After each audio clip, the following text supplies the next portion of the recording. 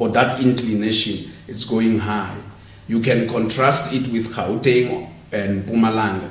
We will see that Gauteng and Mpumalanga, their rates are going down quarter on quarter. Out of the 8.4 million people, 6.4 million are in what we call long-term unemployment. That is, they've been unemployed for 12 months or more. That 6.4 million returns the percentage share at 76.6%. And indeed, when we come to those that are in short-term unemployment, we are sitting at 2 million, accounting for 23.4%. Now, let us look at the sectors where people are employed. Let us start by saying that, and I want to deal with this issue of the informal sector. So, one of the issues when you deal with the informal sector, you're looking at businesses that are non-VAT paying. And of course, you are also looking at those businesses that employ less than 5 people. It could be own account businesses or persons who cook on the roadside, people who sell in trains, people who wash cars in the street. All those people are employed. In 2019, we brought out a report that indicated that we had about 1.1 million persons who were, or businesses in the informal sector. That was in 2019. That was the last report we produced in terms of the businesses. But with employment, we have been making it available quarter on quarter.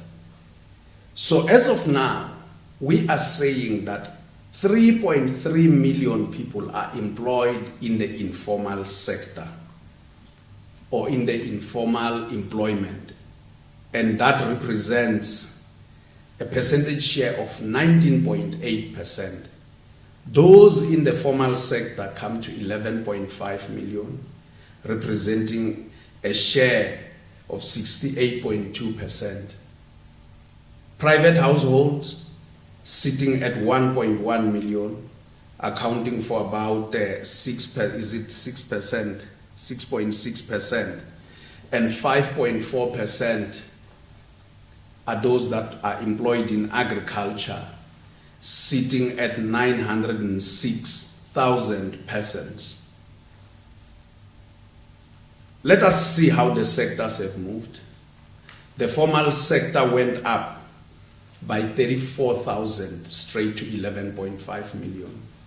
The informal sector went down by 19,000 to 3.3 million.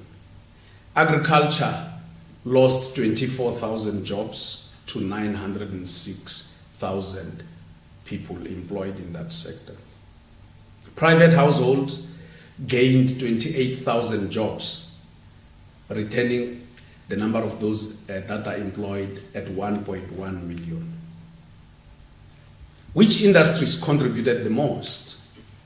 Trade contributed 88,000 jobs, followed by the private households, 28,000 jobs, construction, 20,000 jobs, mining, 3,000 jobs, and of course the percentage change for trade was 2.7%, private households 2.6%, 1.6% for construction, and mining 0.7%.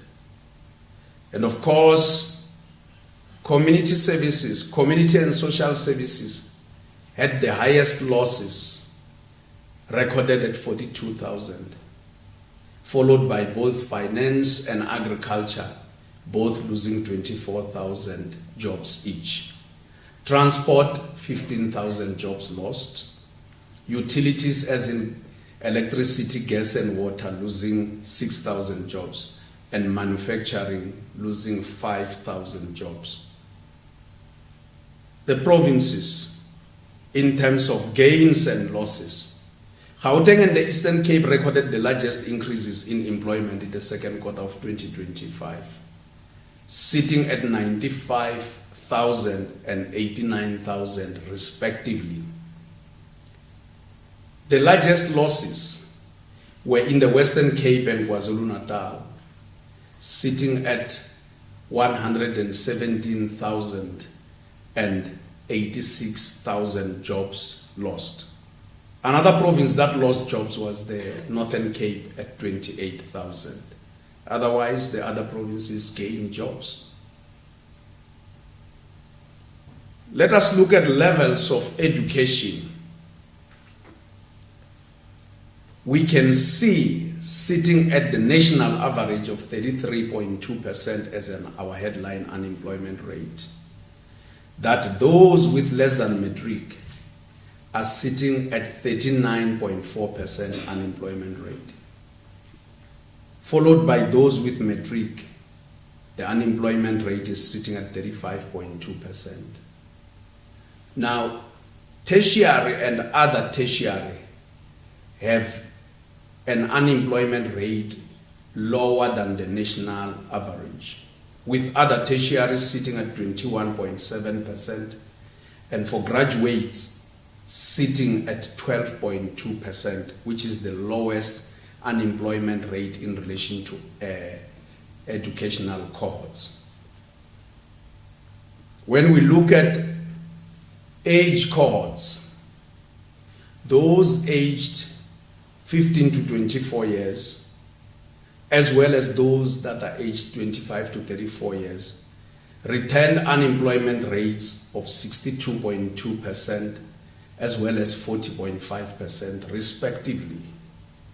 And indeed, as we go higher with age cohorts, we can see on the left-hand side the unemployment rate of those aged 35 to 44 years coming at 28.7%, and indeed those sitting at 55 to 64 years are having an unemployment rate of 12.8%. So as we see the older people in the labor force become, their unemployment rate tends to be smaller. Whereas when we look at the absorption rate and the participation rate, we will remember that the labor force participation rate is the number of those, is the proportion of those in working age who are either employed or unemployed, whereas the absorption rate is the proportion of those in working age who are employed. We can see that young people aged 15 to 24 years have the lowest absorption rate, the darker color, sitting at 10.1%.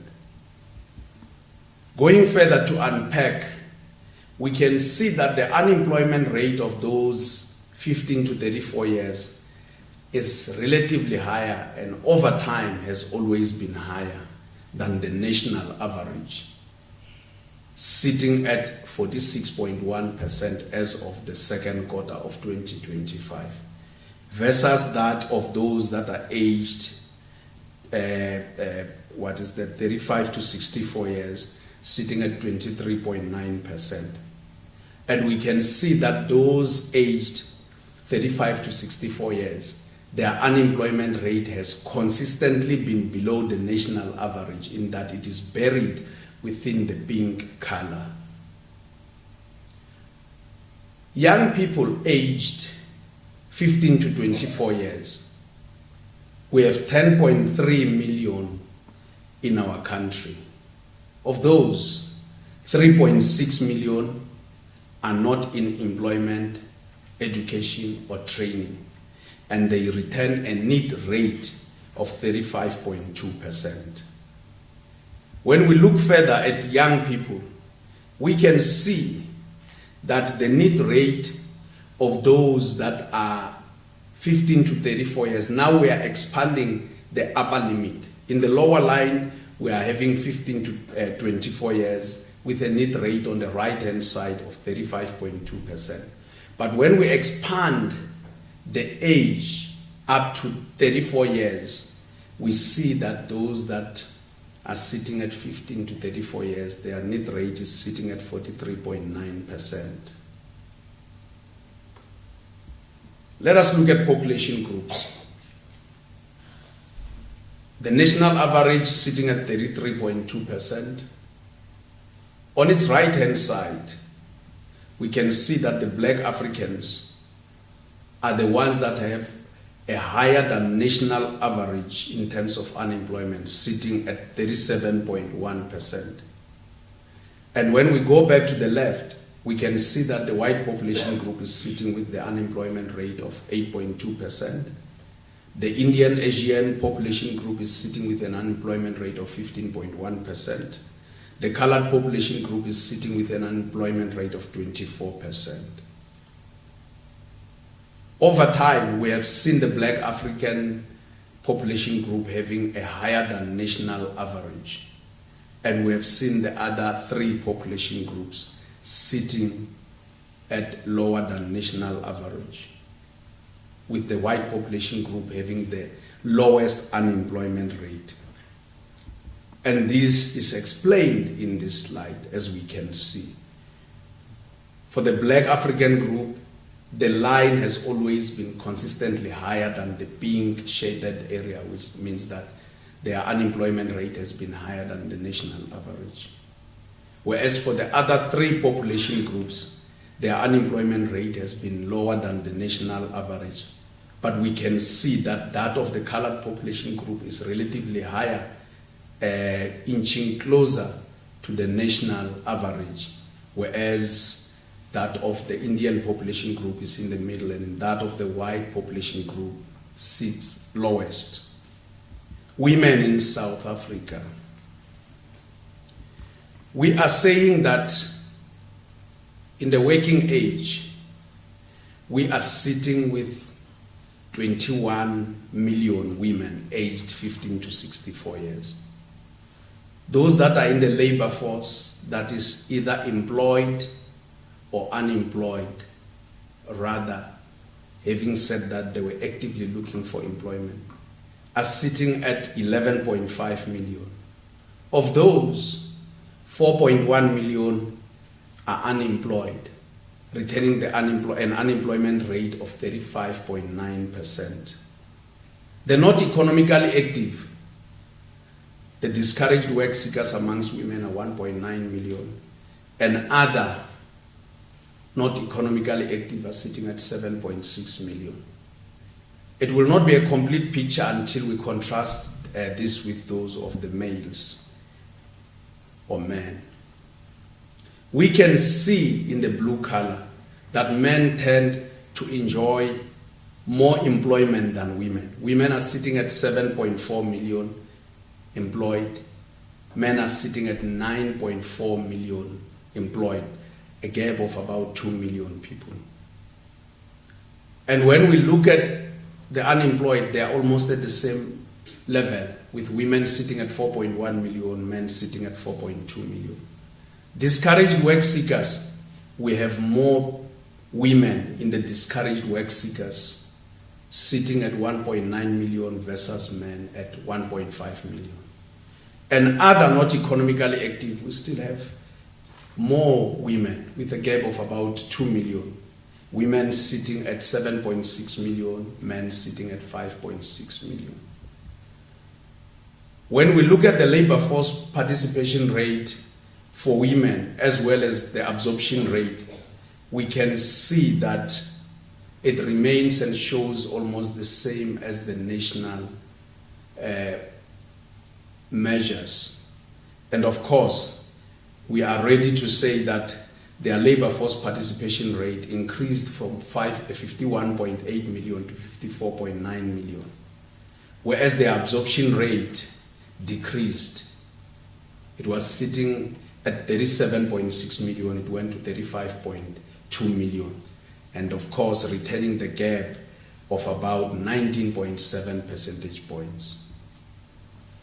When we compare men and women over time, in terms of the labor force participation rate, we can see that the labor force participation rate of women has increased. However, it remains lower than that of men. As we can see, men are sitting at 65.6%, women are sitting at 54.9%. And of course, when we look at the absorption rate, it's still the same. The absorption rate of women is sitting at 35.2% versus that one of males or men sitting at 45.3%. So we have about 10.1 percentage point difference. And of course, when we look at the unemployment rate over time, the shaded color pink is the national average.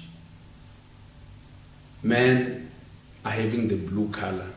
We can see that the unemployment rate of males has been sitting consistently lower than the national average, whereas that of females has been relatively higher than the national average over time, over a decade. And possibly even if we were to move a few quarters backwards, we would still see the same. So the unemployment rate of men is sitting at 31% in the current quarter that we are reporting on, whereas that of women is sitting at 35.9%. When we unpack it, this unemployment rate by population group, we can see that the unemployment rate of Black African women is the highest at 40.2%. And of course, below the national average, we see the colored population group with the unemployment rate of women sitting at 23.5%, slightly lower than that of their male counterparts, which is sitting at 24.4%. But of course, for the Indian Asian population group, the unemployment rate of women is higher, 17.9%. That of the white population group sitting at 8.6% for women. When we go to the expanded unemployment rate, we can see again that for women, that is 51.4% of women in the working age are not employed. As we can see, we are sitting at 51.4% being the highest. And of course, when we look at the national average expanded, we are sitting at 47%. And indeed, the colored population group, women in the expanded unemployment rate account for 35.6%. And for the Indian Asian population group, women who are in the expanded unemployment state are sitting at 26.1%, and the white population group expanded for women sitting at 12.2%. And I want to bring the absolute numbers because sometimes it is difficult to look at the percentages. So we are saying that when we look at the expanded unemployment rate, we have about 12.6 million people unemployed, regardless of whether they are male or female, whether they are Black African, colored Indian, or white. But we are saying that the Black African woman in the expanded unemployment rate, we have about 5.9 million of women who are Black African. That is almost 6 million. The colored population group, 433,000. The Indian Asian population group sitting at 66,000. And the white population group sitting at 110,000. None of the other population group exceed 1 million. Only the Black African woman exceeds 1 million, and not just exceed, going as far as 6 million women unemployed in the expanded definition. Women were more likely to be employed in community and social services as well as in trade, finance, and private households. As we can see on the right-hand side, the bar for community and social services followed by that of trade, finance, and indeed private households, show a relatively bigger spread compared, for example, with men. Men in private households were sitting at 2.8% versus 11.4% for women. And indeed, women occupying managerial positions accounted for 6.8% versus 10.7% for men. As we can see, right in the middle, managers. But when we look at elementary work, we can see that both men and women are almost at similar levels, with men relatively higher than women. And when we come to clerks, men are accounting for 5.5%, whereas women are accounting for 17.6%. And all the way domestic worker, men are accounting for less than 1%, less than 0.5%, 0.4%, versus women sitting at 10.8%. Let us conclude. We are saying that the unemployment rate increased by 0.3 percentage point, and indeed it went straight to 33.2% in the second quarter of 2025. The absorption rate decreased by 0.1 percentage point, while the labor force survey increased by 0.2 percentage point. The number of those that were employed, unemployed, as well as the employed persons increased. The unemployed increased by 140,000, the employed increased by 19,000. The largest gains in employment were in trade, 88,000, followed by private households at 28,000. While, of course, the losses were more in services, 42,000, as well as in agriculture and finance, returning losses of 24,000 each. Women are more likely to be employed in community and social services, as well as in trade and finance. And of course, when they are there, they also stay in the areas of elementary work, sales and services, clerical work, domestic workership, technical and professional occupations. Just in case we forget, we are still in the field.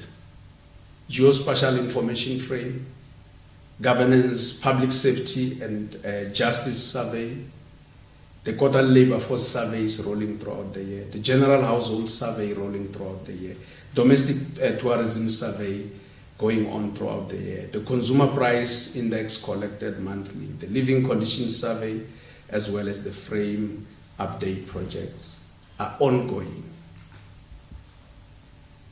Program director, this slide says Ndihela Gwala, but I'm not going to tell the story. All I can tell is that this month of August tells a story for our women in the country. And women, like young people, are trudging it hard in the labor markets. Black African women are much more vulnerable than any other population and sex cohort. And indeed, when you look at that in terms of being young, it's even much worse when you are young and you are a Black African woman.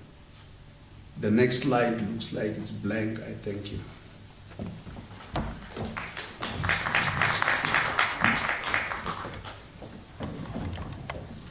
Thank you, Mr. Chair. We open the floor for questions. Members of the media are reminded to kindly identify themselves and the media house they are representing.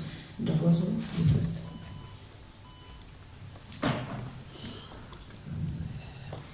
Good afternoon, Ntokozo Kumalo from Newsroom Africa.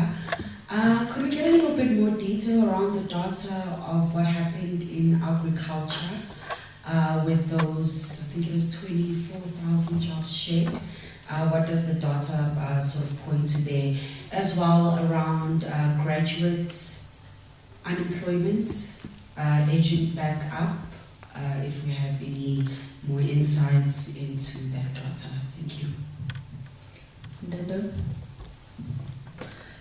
Thank you, SG. It's Ndando Togwana from Bloomberg News. Maybe, SG, could you please elaborate on which of the subsectors in finance shared the most jobs? And also, I note jobs shared in social services, and maybe just a little bit of an elaboration on whether that is related to funding cuts by the US. Thank you very much. Good day, on my SABC News. It's on agriculture again. If we can make any connection with regards to the decline that we've seen in jobs in the Western Cape and KZN, is it maybe because of declining activity in the agricultural sector linked to the US tariffs? And the second question really is on the issue around the arguments that have been made by some, especially the high unemployment rate among the Africans, that by sheer number of their population, they will be the most affected by unemployment rate in South Africa. I just want to hear what the question will respond to. Thank you. The panel will indicate once they're ready to respond to your questions. Yes, ma'am. Just one more, sorry. Around the informal markets, what were the drivers of those job losses? It seems quite a lot, 19,000. I don't know if we have insights to that as well. Sorry, thank you.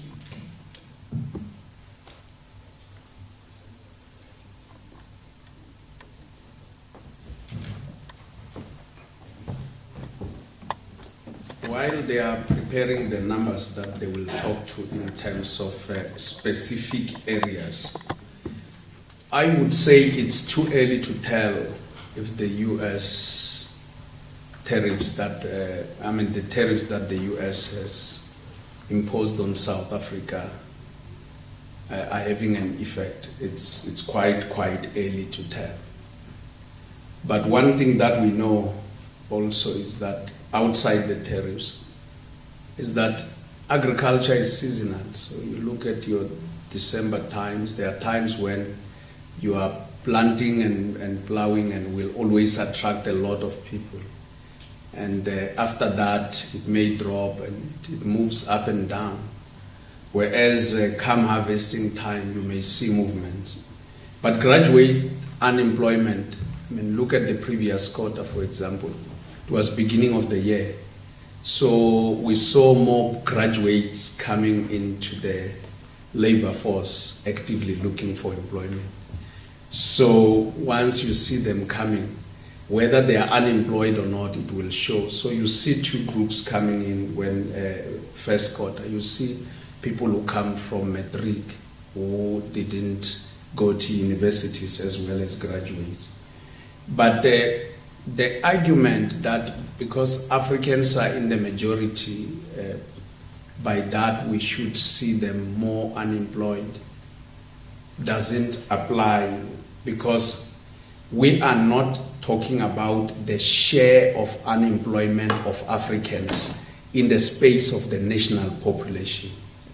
So what we are doing is that we take the colored population group and we look at their unemployment alone within the colored population group. And of course, when we look at the Africans, we look at their unemployment within themselves. So that would only explain if we were looking at the share of unemployment as a total of all population groups. And if generally, if you look at the white population group, Indian, Asian, if things were the same, even when the Indian population group is the smallest, we would see the unemployment being the same for all population groups. So the sheer numbers do not necessarily explain that. Having said so, you look at other nations, and we don't have to talk to them one by one, where the black people are in the minority, but you do find that their unemployment remains high. So if that was the case, you would see the white population group in those countries having a higher unemployment rate because they have larger numbers. So it's not always the case. Thank you.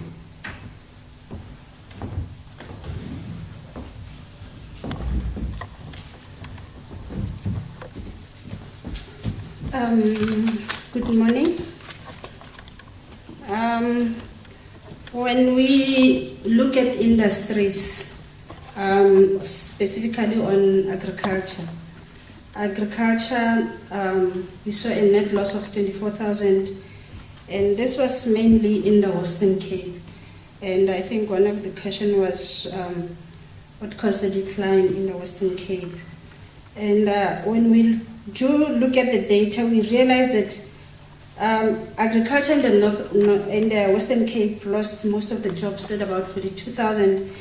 And when you look at the trend over time, since we started with the QLFS in 2008, there's this trend that in the second quarter of each year from 2008, in most of those second quarter, we lost jobs in the Western Cape.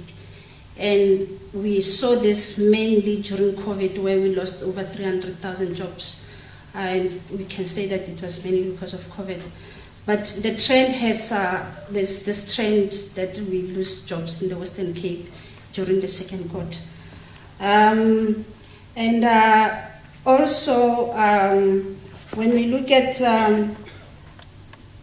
the main sub-industries in agriculture that contributed to the loss in agriculture, specifically in the Western Cape, growing of crops, which also was recorded nationally.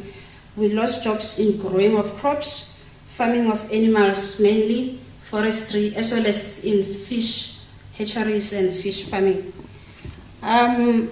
Also, when we look at KwaZulu-Natal, also we saw some losses in agriculture of about 14,000. And this was also in growing of crops as well as farming of animals. And then when we look at the sub-industries of finance, we lost about 24,000 jobs in finance, and this was mainly in, it was mainly in computer and related activities, as well as in financial intermediation. This includes banks, except insurances and pension funds. So this is where we saw most jobs that were lost, and this was mainly in the formal sector.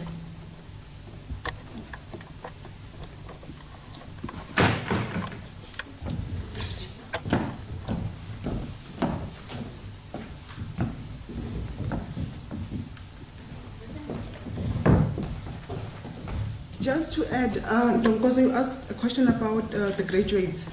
We've noted that for this quarter, the number of graduates, over time we've noted that unemployment rate of the graduates is increasing.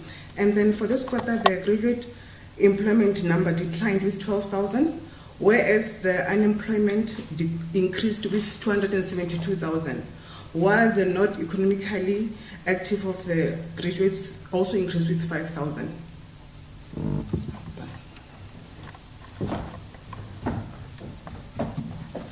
Thank you, Ms. Poshoko. Bongs, if you can please indicate if there are any questions online. As Chair, there are questions. Can you confirm if I'm audible? You are audible. Thank you. There is a question from Nobukanya from Eyewitness News. On the talks that followed the criticism against SSA on how data is collected and the exclusion of the informal sector, has there been indication from SABC that it will change how the QLFS is conducted? If so, can we please get clarity on the proposed changes? What will the revised survey make provision for? Would the changes take effect before the quarter 3 survey, or is it still subject to discussion? We have a question as well from Helena. Please, can you give more details about the changes to the questionnaire from this quarter? Then the last one is just a technical issue that our team is currently attending to, where the stakeholder is indicating that the publication on the site is not loading. That is noted. Thank you. Thank you, Chair. Thank you, Bongs.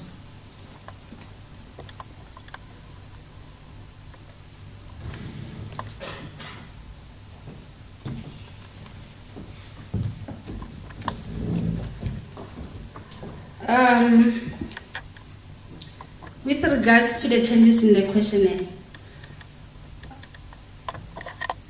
this is how it's, okay, let me respond to it this way. We are members of the working group with the ILO and the ICLSs. Now, what's going to change, it will be based on the 3 ICLSs that have been adopted by the ILO. The first ICLS is talking about employment, work and labor underutilization. With regards to that ICLS, we are saying, the ICLS is saying that employment and unemployment, specifically employment, is for pay or profit. The good thing about this is that the Statistics South Africa has adopted this definition of employment when we introduced the QLFS in 2008. So expectation is that there will be no changes in terms of employment when we introduce the new questionnaire. And unemployment definition also is not going to be affected because of the changes that we have implemented in the questionnaire.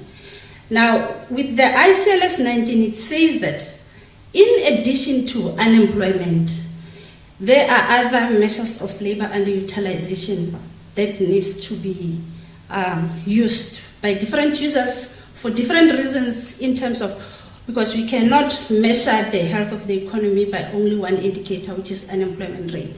So we will be adding additional measures into our reports on the labor underutilization, which basically looks at the potential labor force, those people that are willing, or those people that are available to work but did not search for work during the reference period, or they searched for work but they were not available to take up a job during the reference period.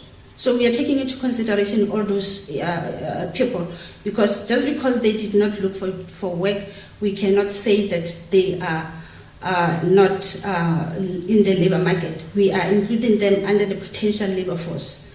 Now, we are also taking into consideration time-related underemployment, which talks to the people who were employed, but they wanted to work more hours if the hours were paid. So those are some of the things that we are going to include into our reports in the third quarter. So the new questionnaire is it's in the field right now, but the reports of that questionnaire will be reported in the in the fourth quarter of this year, which will be in the next, in November. Now, the second standard that was adopted, which talks to statistics on work relationship, we have included questions on status in employment, which asks people about whether they are employees, employers, own account workers, or they are contributing family workers. Now, those are self-classification, but now the ICLS says, let's go further and ensure that people are classifying themselves properly. For example, we have Uber drivers, we have people who book a space in a salon, hairdressers who only book a chair in a salon and do their business. But who is giving them clients, who is determining their prices in terms of how much they should charge? The Uber drivers, some of them classify themselves as employees, but in the actual sense, they're dependent contractors. So those are some of the concepts that we are introducing in terms of statistics in work relationships. Then the third one, which talks to informal economy. We've been measuring informal sector in terms of registration for VAT or income tax, as well as size of the establishment. Now, not size can be defined in different ways, and a big enterprise with 5 people does not necessarily mean that it's in the informal sector. And now the new resolution says the main criteria run for measuring informal sector should be registration, in addition to other measures. For example, keeping accounts for tax purposes, which basically will take those people that are paying income tax into account, and also looking at, in terms of registration, the people who have registered their businesses with CIPC, as well as those that have registered for VAT through SARS, will be taken into consideration. And then, meaning size does not matter. Yeah, I think that's the right word. Yeah. And then in terms of informal employment, we have been saying that informal employment is anybody whose job, it is about the job that the person holds, not about the sector that they work in. Informal sector is about the workplace, the business that they work in. Informal job is about the work that a person holds, meaning we look at basically social protection measures that are part of the decent work indicators. If you are in a job, are you entitled to social insurance, which is the main criteria that has to be used based on the new resolution. We are not saying that we have not been following ILO or ICLS resolutions. We have been following them. But remember, over years, things change, and we change with what has been adopted in 2023, which we were part of those changes. So countries at this current moment are implementing the 21st ICLS on informal sector, on informal employment. So we are not doing anything out of the place or because of what is going on in the media. So those are basically the main changes. Maybe just to add that in terms of informal employment, we were using medical aid, written contract as part of, as well as social insurance to measure informal employment. But written contract and medical aid, we have been advised that it has been recommended that they should be excluded, but instead we look at social insurance or pension in this case. And if any respondent says that they are not entitled to pension, then the use of paid annual leave as well as paid sick leave together should be used to measure any person who is in the informal employment. And we should also remember that informal sector and informal employment are, in fact, everybody who is in the informal sector is included in informal employment, in addition to all those other people who are either in formal sector, but they are not entitled to certain benefits that are used to measure informal employment.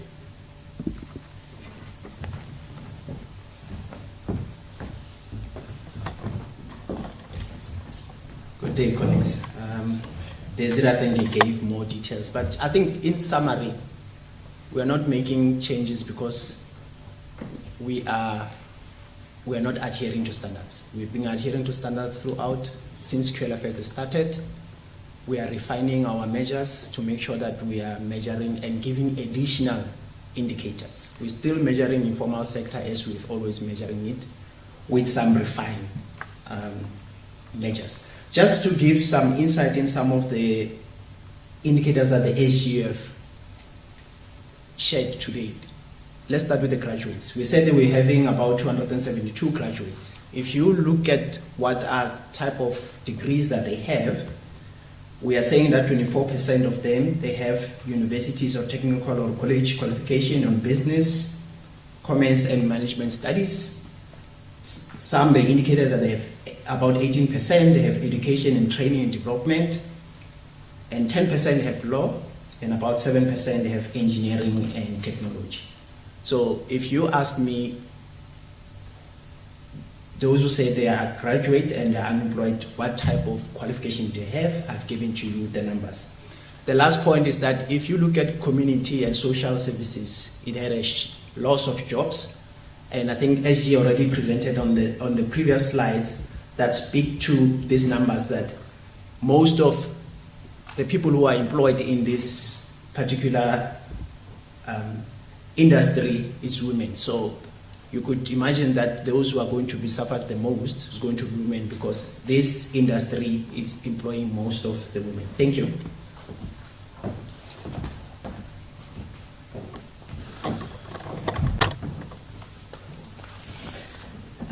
Thank you for the responses to the questions.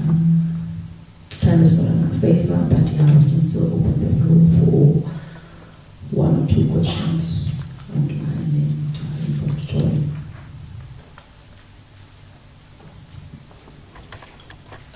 Felicia, it's just a request for the question that I asked earlier to be attended to. It was the one on social services and whether the job losses in that sector has any relation to funding cuts by the US. Thank you. Okay.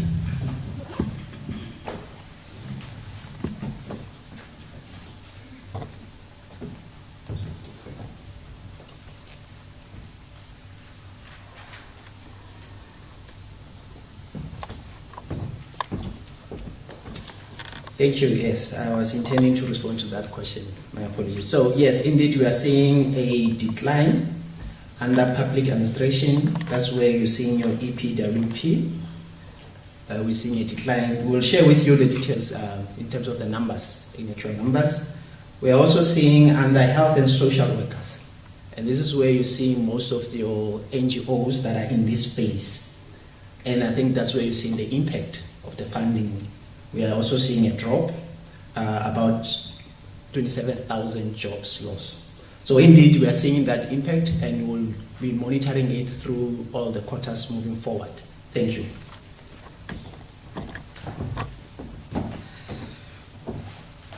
Anyway, let's take a question online if there's any.